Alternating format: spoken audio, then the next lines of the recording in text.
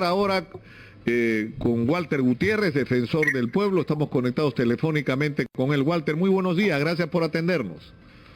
Hola, buenos días. Saludando. Quisiéramos saber cuál es el objetivo y el sentido de la declaración que ha suscrito el defensor del pueblo dirigida al presidente de la República. Bueno, el día de ayer hemos enviado un oficio al presidente de la República muy temprano, esto con el propósito de, por un lado, si bien es cierto, reconocer, porque así lo establece la Constitución, que el presidente de la República tiene facultades para elegir a su gabinete, a su presidente del Consejo de Ministros, es decir, al equipo que lo va a acompañar para la concreción de sus planes. Es también verdad que esta designación tiene que estar filtrada por él mismo a través de un conjunto de principios que hemos subrayado en dicha comunicación. En primer lugar, allí recordamos que existe el principio de correcta administración pública, y esto nace o emana del artículo 39 de nuestra Constitución. Él está obligado a asegurar el correcto funcionamiento de la administración pública, de la gestión pública, porque cuando hablamos de la administración pública, hablamos finalmente de servicios públicos, de derechos fundamentales, porque para eso existe la administración pública, para preservar y ampliar los derechos de las personas, no por otra razón. No estamos hablando de un equipo deportivo, no estamos hablando de un club, no estamos hablando de una empresa privada, estamos hablando de la cosa pública que tiene propósitos muy específicos que se basan en el interés general, la eficiencia, el mérito, la productividad, la ética pública. Eso por un lado, pero por otro lado también, compaginado con eso, la composición del gabinete tiene que garantizar otros principios, como por ejemplo el combate contra la corrupción, que también ha sido subrayado y señalado por el Tribunal Constitucional. Por lo tanto, nadie que haya sido sentenciado, y esto incluso está señalado por una norma que ha desarrollado el artículo 39 de la Constitución, nadie que está señalado por corrupción, o señalado por corrupción, y esto sí lo decimos nosotros, puede formar parte de la cosa pública, porque es un riesgo que la corrupción esté cercana al poder, porque esa combinación es peligrosa, no solo para el funcionamiento de la administración pública, sino también para las investigaciones, para que pudiera ser objeto esta persona que está siendo investigada. Y concurrentemente, el deber de garantía de los derechos humanos, que es otro estándar, otro filtro que tiene que hacer el presidente de la República. ¿Qué quiere decir esto? Que, por ejemplo, aquel que no cree en la igualdad no puede formar parte de la administración pública. Aquel que es una persona que no cree en la igualdad de la mujer, que es homofóbico, que es misógino, no puede liderar, encarnar una política de Estado, una política nacional como es la igualdad.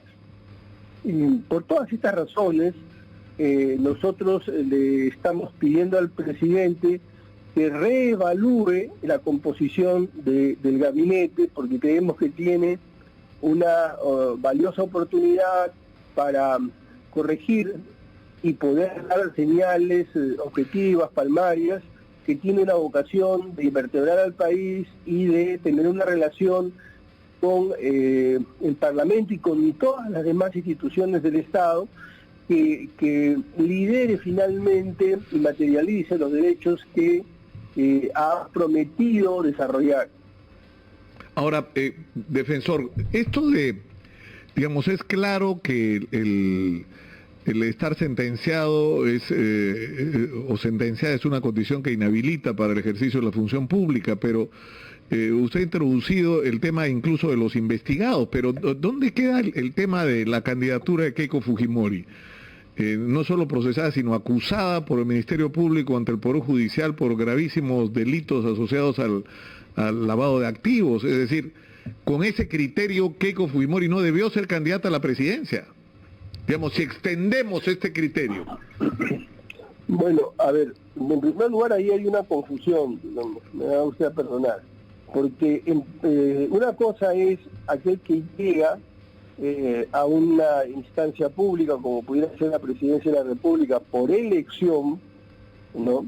Y otra cosa es por designación. Porque usted me podría decir, bueno, ¿y usted por qué no sacó una carta y dijo que tal o cual persona estaba investigada por corrupción? Porque en el proceso electoral, en primer lugar, nosotros tenemos lo que se denomina la obligación de neutralidad en primer lugar, y en segundo lugar, porque además a nivel universal existe toda una tradición de participación política, y usted tiene, por ejemplo, guardando las distancias, por supuesto, muchos presidentes que han estado presos, han estado señalados por determinados delitos, porque usted puede llegar a la presidencia porque es el voto popular, pero ya la designación de funcionarios de otro rango, y que además, como le repito, es designación, sí está sometido a determinados filtros de constitucionalidad, de legalidad y de ética pública. Esto no lo ha inventado la Defensoría del Pueblo. Claro, pero por ejemplo, defensor, en el caso de Guido Bellido tiene un proceso, una investigación abierta, por supuesto, delito de apología del terrorismo. Esto a raíz de una declaración que dio en el canal Incavisión de Cusco, que es un programa que conduce Carolina Bayona, que es además conductora exitosa a Cusco, donde él, digamos, no se expresa de una manera clara, no hace un deslinde claro con Sendero Luminoso en relación no solamente a un Twitter que publica de recuerdo al fallecimiento de Edith Lagos.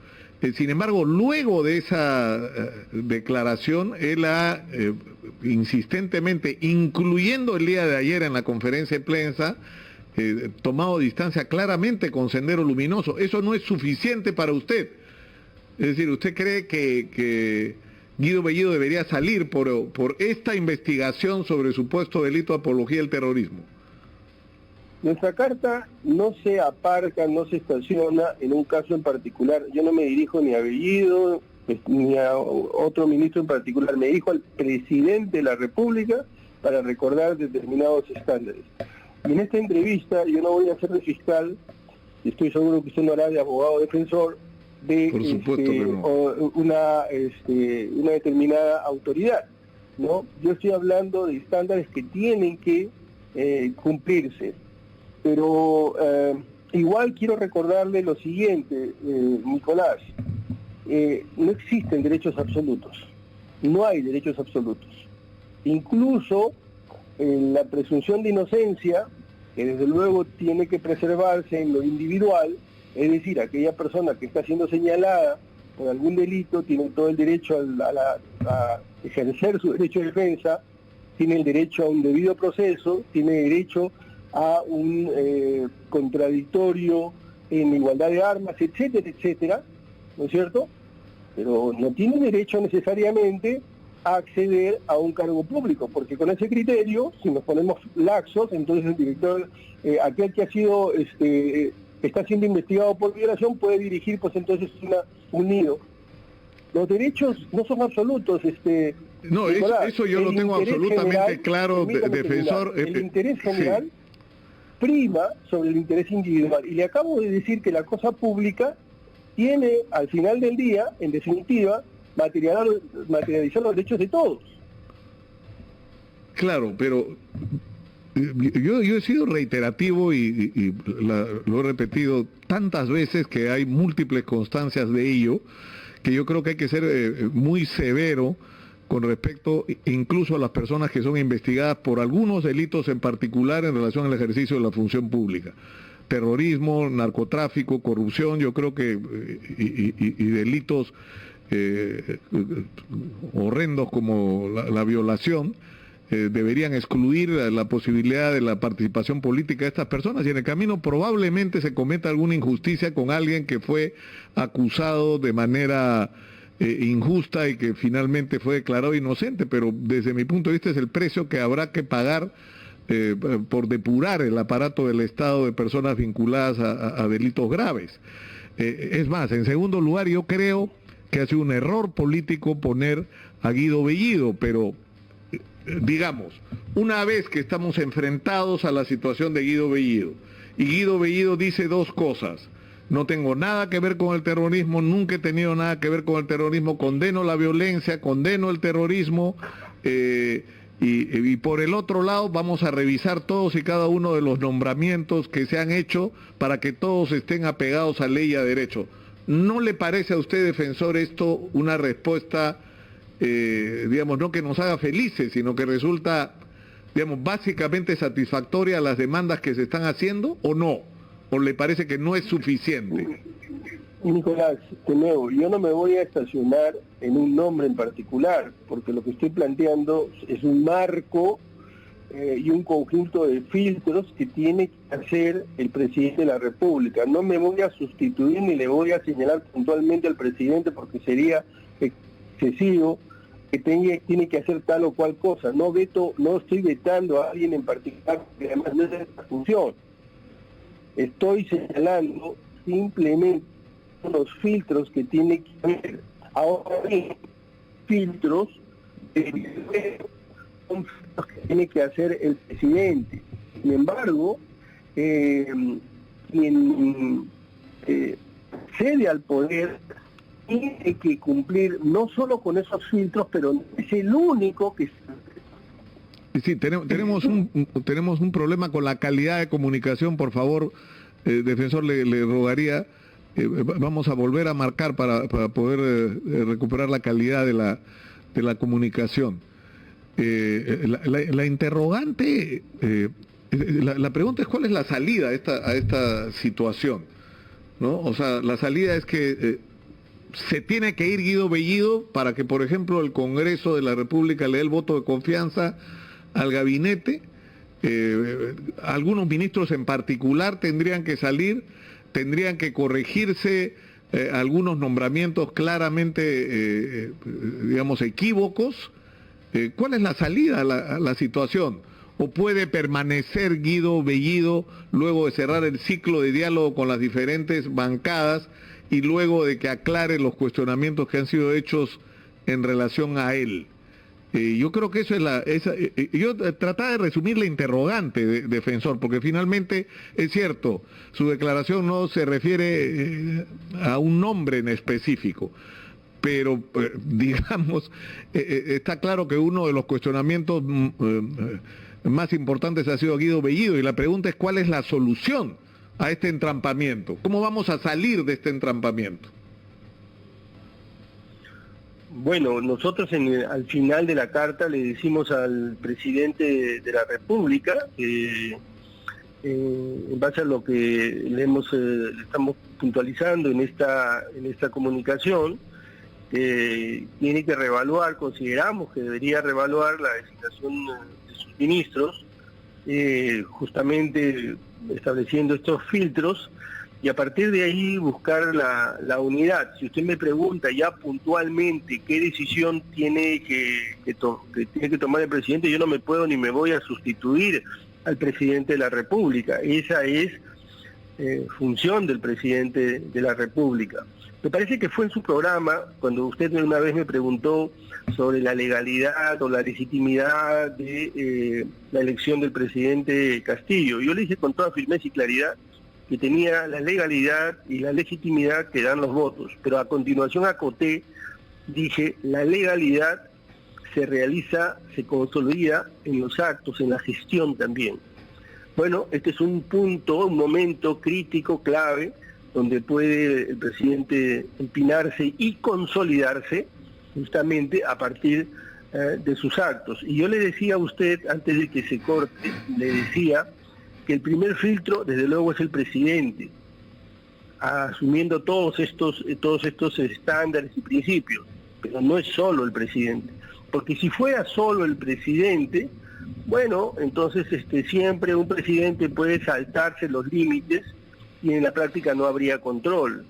En un Estado como el nuestro, un Estado democrático, existen otros controles, que es la Contraloría, la Fiscalía y desde luego también la Defensoría, al amparo del artículo 162 y el propio Congreso.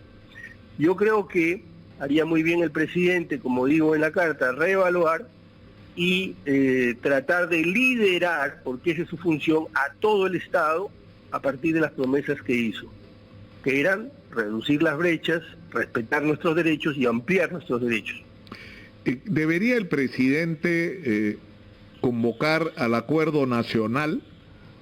Es decir, tenemos un problema por la tremenda polarización que hemos vivido en la campaña electoral y que lamentablemente no termina, ¿no? Estamos viviendo como la secuela de la polarización. A eso iba. Es decir, el presidente debería convocar al Consejo de Estado y luego al acuerdo nacional. Eso deberían, a su criterio, defensor, ser medidas a tomar para, digamos, establecer la gobernabilidad, por llamarlo de alguna manera. Una de las falencias más graves que tenemos en el Perú es que cada cierto tiempo nos instalamos en una crisis más y más y más aguda. Nos hemos pasado 5 años confrontando Parlamento y Ejecutivo y los otros entes estatales planteando que deberíamos, en vez de confrontar, materializar el principio de colaboración que también está recogido en la Constitución, porque a ambos los hemos elegido para que entre ellos colaboren y saquen adelante el país. Una buena práctica ha sido, aunque legalmente, positivamente, jurídicamente no existe, digamos, el Consejo de Estado como sí existe en otros países, en el Perú, sí en los hechos se ha reunido más de una vez y ha sido altamente positivo, porque allí los entes estatales han podido coordinar y enderezar sus esfuerzos hacia lo que quiere el país. Entonces yo sí creo que sería positivo que diera ese paso, esperaría que dé ese paso. Pero también tengo la expectativa que, leída de buena fe y entendida la función de la Defensoría, como un colaborador crítico, el presidente nos va a dar la cita que hemos pedido para poder exponerle, explicarle la posición de la Defensoría. ¿No han recibido aún respuesta? Aún no. Bueno, esperemos que así ocurra. Muchas gracias, Walter, como siempre. Y hablando claro, que es lo que a nosotros nos gusta. Muy gentil por atendernos. Muy gentil por atendernos. Yo creo que el presidente tiene que recibir el mensaje, pero yo insisto en la interrogante. ¿Cuál es la salida a esta situación, a este entrampamiento? Ayer Guido Bellido ha dicho que se van a hacer correcciones en los nombramientos y que todos van a hacerse de acuerdo a ley. Eso es el aspecto, digamos, formal desde el punto de vista de lo que la ley manda. El otro tema es el criterio de si la selección de algunos ministros, porque también se está haciendo injusto al extender la crítica a todo el gabinete. Hay en el gabinete de Pedro Castillo personas altamente calificadas y con suficiente méritos para estar en este o en cualquier otro gabinete. Entonces hay un segundo problema con algunas personas que no tienen las calificaciones. Y hay finalmente el cuestionamiento a Guido Bellido que en realidad tiene 3 asuntos muy puntuales.